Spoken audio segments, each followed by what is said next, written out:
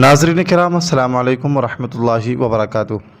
मैं अज़जद राही फिर से हाज़िर हुआ हूँ आपके रूबरू। काफ़ी दिनों के बाद मैं आपसे रूबरू हो पा रहा हूँ।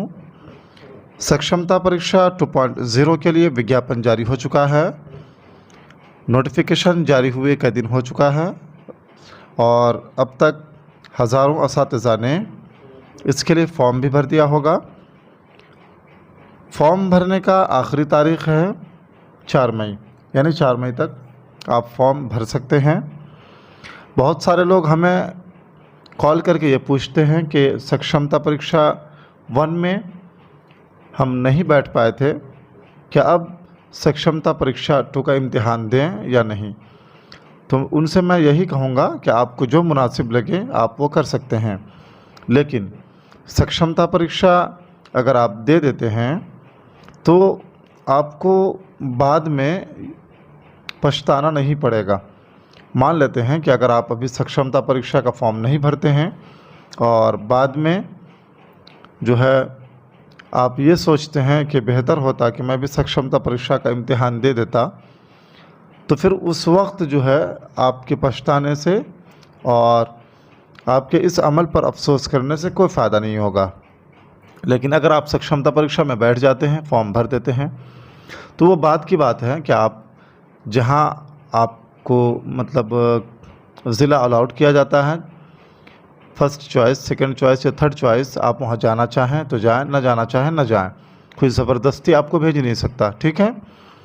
तो अगर आप अभी फॉर्म भरे रहिएगा, इम्तिहान में बैठिएगा, तभी आपके पास ऑप्शन होगा कि आप या तो राज्यकर्मी का दर्जा लीजिएगा या फिर आप नियोजित शिक्षक बने रहिएगा। तो बेहतर यही होगा कि आप फॉर्म भर दें। अगर नहीं भरते हैं वो आपकी समझ है, मैं आप पर प्रेशराइज़ नहीं करता और आपको कुछ ऐसा ये नहीं करता हूँ कि आप फोर्स नहीं करता कि आप फॉर्म ज़रूर भरें, ऐसा नहीं है। वो आप पर निर्भर है, आप पर मुनहसर है। आप चाहें तो फॉर्म भरें, ना चाहें ना भरें, कोई दिक्कत वाली बात नहीं है। खैर, सक्षमता परीक्षा 2 का इम्तिहान चूँकि 10 मई से होने जा रहा है और नोटिफिकेशन में ये क्लियर कर दिया गया है, तो किसी ताख़ीर के बग़ैर आप तैयारी शुरू कर दें और बिल्कुल दिल जमे के साथ, पूरी क़ुव्वत के साथ तैयारी शुरू कर दें। मैं कदम ब कदम आपके साथ हूँ और इंशाअल्लाह आखिरी वक्त तक साथ रहूँगा, ठीक है। चलिए हम आगे बढ़ते हैं। नंबर 1, वह हरूफ जिनसे कोई ज़बान बनती है कहलाते हैं। वह हरूफ जिनसे कोई ज़बान बनती है, देखिए, जिन हरूफ से कोई ज़बान बनती है कहलाते हैं। क्या कहलाते हैं? ए हरूफ अबजद, बी हरूफ तहज्जी, सी हरूफ शमसी, डी हरूफ कमरी। तो क्या कहलाते हैं? फटाफट कमेंट कीजिए, मुझे आपके कमेंट का इंतज़ार रहता है। और कमेंट करने से ये होता है कि आपको याद हो जाता है, अज़बर याद हो जाता है, ठीक है। तो कमेंट करने में बिल्कुल भी कंजूसी से काम मत लीजिए, कमेंट फटाफट कर दीजिए।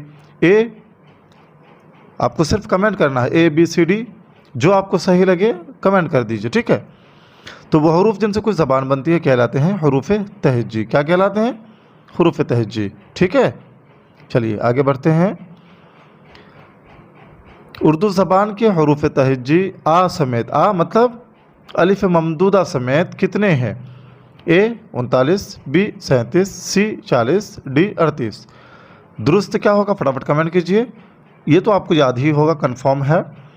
तो हरूफ तहज्जी अलिफ ममदूदा यानी आ समेत 37 हैं, ठीक है। चलिए आगे बढ़ते हैं।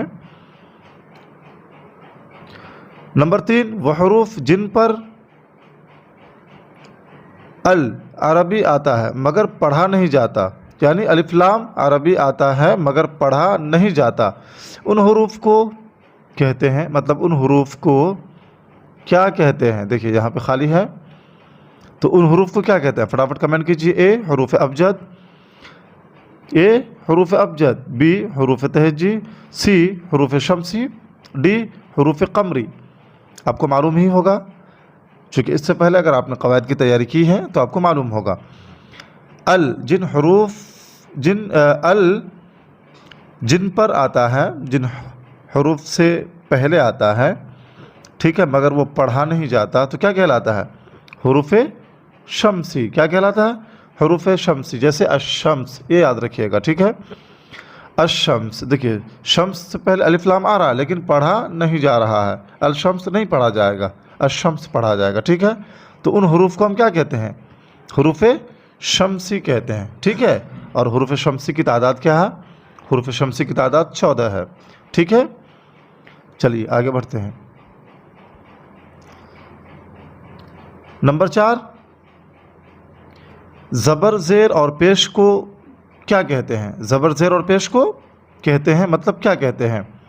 ए जज़म, बी तनवीन, सी हरकत, डी तशदीद। फटाफट कमेंट कीजिए। देखिए आपके कमेंट का मुझे बेसब्री से इंतज़ार रहता है। जब तक आप कमेंट नहीं करेंगे मैं आगे बढ़ूंगा ही नहीं, ठीक है। क्योंकि आप कमेंट करते हैं तो मुझे बहुत अच्छा लगता है, ठीक है। चलिए फटाफट कमेंट कीजिए। ज़बर ज़ेर और पेश को क्या कहते हैं? क्या कहते हैं? हरकत कहते हैं। ज़बर ज़ेर और पेश को हरकत कहते हैं, ठीक है। चलिए आगे बढ़ते हैं।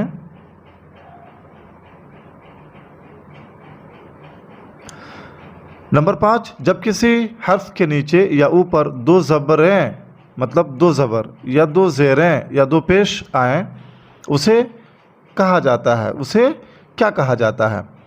अलिफ जज़म, बी तनवीन, सी हरकत, डी तशदीद।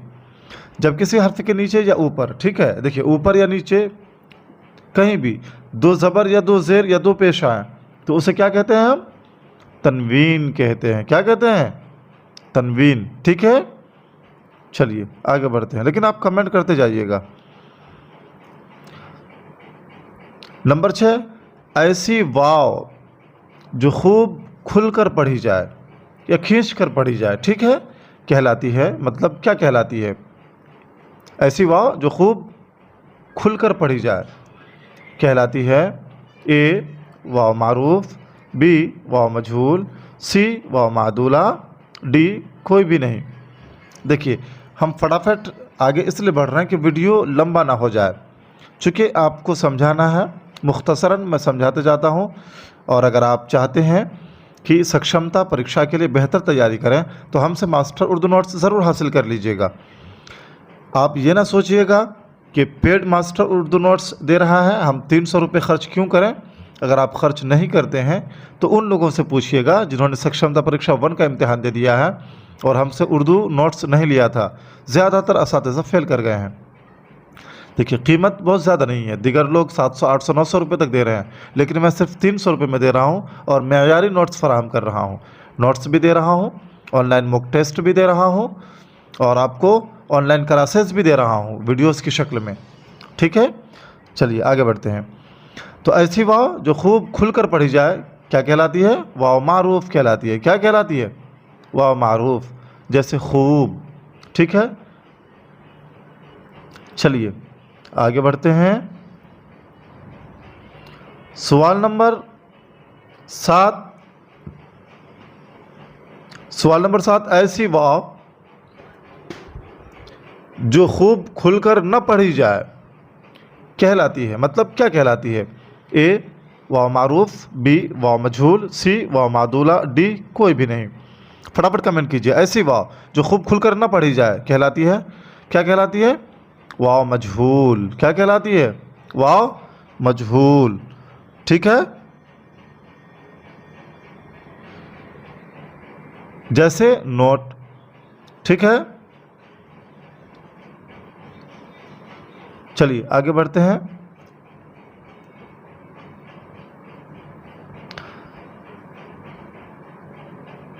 सवाल नंबर 8, इंसान के मुंह से बोलते वक्त जो कुछ निकलता है उसे कहते हैं, मतलब उसे क्या कहते हैं? इंसान के मुंह से बोलते वक्त जो कुछ निकलता है उसे क्या कहते हैं? हर्फ, लफ्ज़, कलिमा, मुहम्मल। फटाफट कमेंट कीजिए, आपको तो पता होना ही चाहिए। बहरहाल इंसान के मुंह से बोलते वक्त जो कुछ निकलता है उसे लफ्ज़ कहते हैं। क्या कहते हैं? लफ्ज़ कहते हैं, ठीक है। कोई शक वाली बात है नहीं इसमें। चलिए आगे बढ़ते हैं। सवाल नंबर 9, बामाना लफ्ज़ या कलिमा की किस्में होती हैं। कितनी किस्में होती हैं? बामाना लफ्ज़ या कलिमा की देखिए इसी तरह से सक्षमता परीक्षा में सवाल आपसे पूछे जाते हैं, ठीक है। एकदम जहन नशीन कर लीजिए और गौर से देखिए और सुनिए, ठीक है। बामाना लफ्ज़ या कलिमा की कितनी किस्में होती हैं? 3 किस्में होती हैं। क्या क्या? इस्म, फ़ैल, हर्फ, ठीक है। चलिए आगे बढ़ते हैं। सवाल नंबर 10, वह कलिमा जो किसी जानदार या गैर जानदार जगह या चीज़ का नाम हो। वह कलिमा जो किसी जानदार या गैर जानदार जगह या चीज़ का नाम हो कहलाता है। मतलब क्या कहलाता है? वह कलिमा जो किसी जानदार या गैर जानदार जगह या चीज़ का नाम हो, इस्म कहलाता है, ठीक है। जैसे असलम, गाय, बैल, भैंस, ठीक है। शहतूत का पेड़, ताजमहल वगैरह, ठीक है। चलिए आगे बढ़ते हैं। सवाल नंबर 11, वह कलिमा जिससे किसी काम का करना या होना मालूम हो। वह कलिमा जिससे किसी काम का करना या होना मालूम हो और साथ में, किसमें? साथ में कोई ज़माना पाया जाए, ठीक है। वह कलिमा जिससे किसी काम का करना या होना मालूम हो और साथ, देखिए यहाँ पे सा हो गया है, तो यहाँ पे जो है ते में है मिलाने से थे छूटा हुआ है, ठीक है। साथ, ये क्या होगा? साथ होगा। तो और साथ में कोई ज़माना पाया जाए, क्या कहलाता है? फ़ैल कहलाता है। क्या कहलाता है? फ़ैल कहलाता है। वह कलिमा जिससे किसी काम का करना या होना मालूम हो और साथ में कोई ज़माना भी पाया जाए तो वो फ़ैल कहलाता है, ठीक है। फ़ैल के लिए ज़माना ज़रूरी है। चलिए आगे बढ़ते हैं। सवाल नंबर 12, वह कलिमा जो दूसरे कलिमों के साथ मिले बगैर पूरे माना न दे, पूरे माना न दे सके, ये इस्मों और फ़ैलों को आपस में मिलाने का काम करे। मतलब ये इस्मों और फ़ैलों को आपस में मिलाता है, क्या कहलाता है? हर्फ, इस्म, फ़ैल, लफ्ज़। फटाफट कमेंट कीजिए। सवाल नंबर 12 का क्या दुरुस्त होगा? वो कलिमा जो दूसरे कलिमों के साथ मिले बगैर पूरे माना न दे सके, ये इस्म और फ़ैल को आपस में मिलाने का काम करे, हर्फ कहलाता है। क्या कहलाता है? हर्फ कहलाता है, ठीक है। चलिए आगे बढ़ते हैं। सवाल नंबर 13, बनावट के लिहाज से इस्म की कितनी किस्में हैं? देखिए मैं बार बार ये ऐसे सवाल दोहराता हूँ, ठीक है। ऑनलाइन टेस्ट में भी इसी तरह मैं व्हाट्सएप ग्रुप्स और यूट्यूब कम्युनिटी टैब में, इसी तरह टेलीग्राम चैनल पे बार बार मैं पोल क्रिएट करता हूँ और इस तरह के सवाल पूछता रहता हूँ। ये ज़रूरी है क्योंकि सक्षमता परीक्षा में ऐसे ही सवाल पूछे जाते हैं। 13 नंबर, बनावट के लिहाज से इसमें की कितनी किस्में हैं? A1, B2, C3, D4। तो दुरुस्त क्या होगा? बनावट के लिहाज से इसमें की 3 किस्में हैं, इसमें जामिद, इसमें मस्दर और इसमें मुश्तक। क्या? इसमें जामिद, इसमें मस्दर, इसमें मुश्तक, ठीक है। कोई कंफ्यूजन नहीं होना चाहिए। चलिए आगे बढ़ते हैं। सवाल नंबर 14, वह इस्म जो न खुद किसी लफ्ज़ से बना हो, मतलब खुद किसी लफ्ज़ से न बना हो और न उससे कोई दूसरा लफ्ज़ बने, कहलाता है। मतलब क्या कहलाता है? जवाब दीजिए। ए इसमें जामिद, बी इसमें मस्दर, सी इसमें मुश्तक, डी कोई भी नहीं। फटाफट कमेंट कीजिए, कमेंट ज़रूर करते जाइएगा, ठीक है। कमेंट करने से आपको याद होगा और मैं ये बार बार कहता रहता हूँ, ठीक है। चलिए, इसमें जामिद, इसमें मस्दर, इसमें मुश्तक, क्या? फटाफट कमेंट कीजिए। वो इसमें जो न खुद किसी लफ्ज़ से बना हो और न उससे कोई दूसरा लफ्ज़ बने, तो वो क्या कहलाएगा? इसमें जामिद कहलाएगा, ठीक है। चलिए आगे बढ़ते हैं।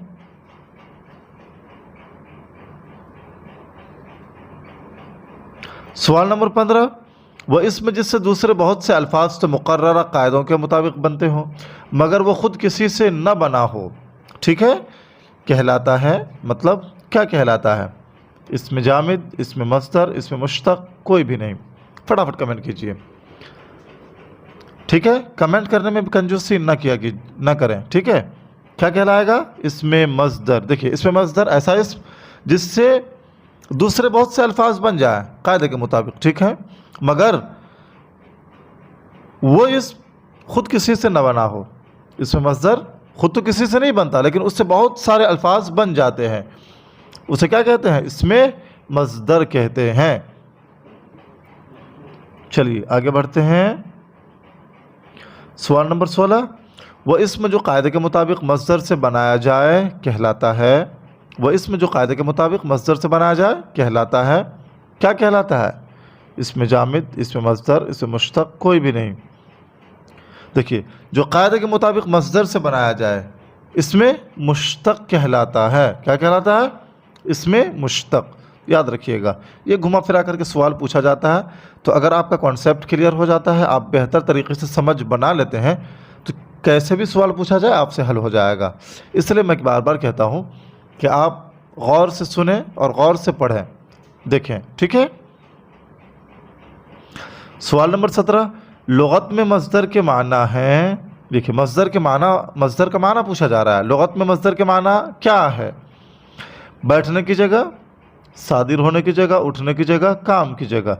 तो लुगत में मज़दर के माना सादिर होने की जगह, ठीक है, क्या? सादिर होने की जगह। चलिए आगे बढ़ते हैं। सवाल नंबर 18, ऐसा इसमें जिसमें किसी काम का होना या करना ज़माने के ताल्लुक़ के बग़ैर पाया जाए कहलाता है। यानी उस इसमें में किसी ज़माने का जिक्र ना हो, ज़माने से कोई ताल्लुक़ ही ना हो, ठीक है, क्या कहलाएगा? इसमें जामिद, इसमें मज़दर, इसमें मुश्तक़, डी कोई भी नहीं। क्या कहलाएगा? इसमें मज़दर कहलाएगा। क्या कहलाएगा? ऐसा इसमें जिसमें किसी काम का होना या करना ज़माने के ताल्लुक़ के बग़ैर पाया जाए कहलाता है इसमें मज़दर, ठीक है। चलिए आगे बढ़ते हैं। सवाल नंबर 19, उर्दू ज़बान में मज़दर के आखिर में आता है, मतलब क्या आता है मज़दर के आखिर में? यानी मज़दर की जो अलामत है उससे पूछा जा रहा है कि मज़दर की जो लाज़मी अलामत है वो क्या है, ठीक है। उर्दू ज़बान में मज़दर के आखिर में आता है हाँ, ना, नहीं, मैं। ए हाँ, बी नहीं, सी ना, डी में। तो क्या आता है? C option is correct.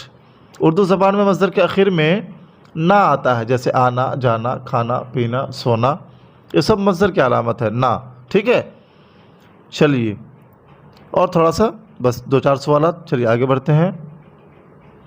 सवाल नंबर 20, बनावट के लिहाज से मज़दर की कितनी किस्में हैं? किसके लिहाज से?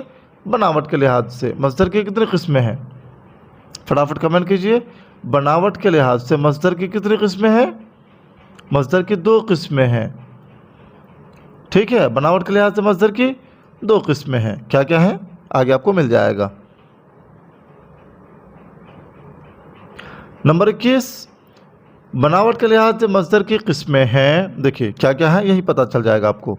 ए असली या वज़ई, बी जाली या गैर वज़ी, सी अलिफ और बी दोनों। देखिए ये सी वाला ऑप्शन दुरुस्त होगा, ठीक है। बनावट के लिहाज से मज़दर की 2 किस्में हैं, असली या वज़ी, जाली या गैर वज़ी, दोनों एक ही है। तो अलिफ और बी जो दोनों ऊपर में है, ए और बी दोनों ऑप्शंस सही हैं, बस उलटफेर है। अलिफ और बा दोनों दुरुस्त हैं। चलिए आगे बढ़ते हैं। सवाल नंबर 22, ऐसा मज़दर जो खालिस मज़दरी मानों के लिए वज़ा किया गया हो, यानी सिर्फ वो मज़दरी मानों के लिए ही वज़ा किया गया हो, कहलाता है। क्या कहलाता है? मुतअद्दी मज़दर, जाली मज़दर, असली मज़दर, लाज़िम मज़दर। तो क्या कहलाता है? असली मज़दर कहलाता है। क्या कहलाता है? असली मज़दर। C option C is correct. चलिए आगे बढ़ते हैं।